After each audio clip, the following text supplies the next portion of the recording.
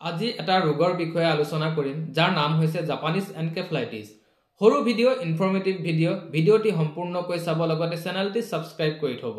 Japanese এনকেফেলাইটিছনো কি, কিহৰ পৰা হয়, জাপানিজ এনকেফেলাইটিছ হলে দেহত কি লক্ষণ দেখা দিয়ে। চাওক, জাপানিজ এনকেফেলাইটিছ ভাইৰাছৰ দ্বাৰা হোৱা এবিধ জ্বৰ আৰু এই মাৰাত্মক ভাইৰাছবিধে ডাইৰেক্টলি মানুহৰ মগজুত ব্ৰেইনত আক্ৰমণ কৰে। সেয়েহে ইয়াক মগজুৰ জ্বৰ বুলিও কোৱা হয়। আৰু এই জ্বৰ মানে জাপানিজ এনকেফেলাইটিছ এবিধ সাধাৰণ যেন লগা মহ কিউলেক্স নামৰ মহে বিয়পায়। প্ৰাকৃতিকভাৱে নেচাৰেলি এই ভাইৰাছবিধ কিন্তু আমাৰ ওচৰে পাজৰে থকা গাহৰি, বগলী, কণামুচুৰি আদি জীৱ-জন্তু চৰাই চিৰিকটিবোৰৰ দেহত থাকে। আৰু কিউলেক্স মহবিধে বাহকৰ কাম কৰে।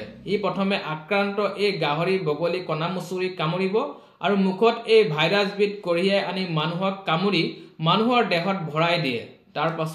তাৰ পাছতনো আৰু কি, এসপ্তাহ বা দুসপ্তাহৰ ভিতৰত মানে উইদিন 15 days এনকেফেলাইটিছৰ লক্ষণবোৰ মানুহজনৰ দেহত ফুটি উঠা আৰম্ভ কৰিব।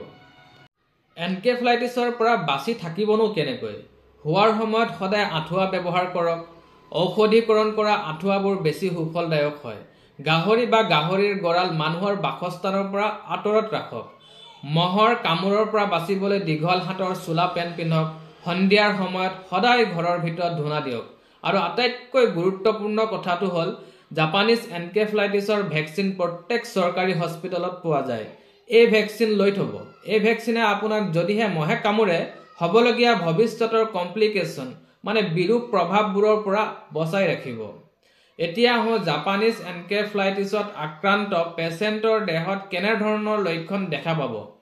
পেচেণ্টৰ অতিপাত জ্বৰ হ'ব, চিভিয়াৰ হেডেক থাকিব, ৰোগীজন মূৰ্ছা যাব পাৰে, বহু সময়ত পেচেণ্ট চেঞ্চলেছ হৈ পৰি যায়।